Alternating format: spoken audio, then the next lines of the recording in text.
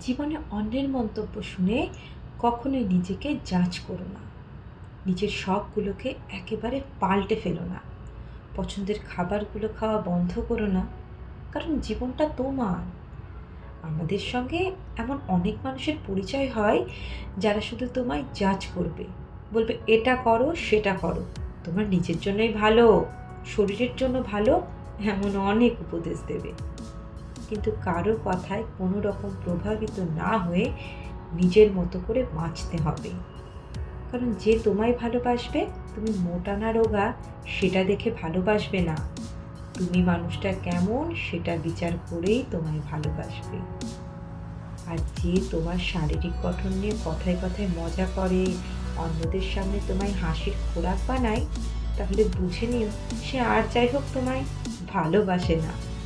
সে পরে যতই বলুক মজা। কারণ একটা বিষয় জানবে, কাউকে কাঁদিয়ে আনন্দ উপভোগ করাকে মজা বলে না। আর প্রিয়জন কাঁদিয়ে যে মানুষ মজা পায়, সে কোনোদিনও ভালোবাসার মর্যাদা দিতে পারে না। সেই জন্য অন্যের চাপে পড়ে নিজেকে পাল্টে নিও না। কারণ ভালোবাসা হয় একে অন্যের মনের মিলনে। শরীর তো উপসর্গ মাত্র।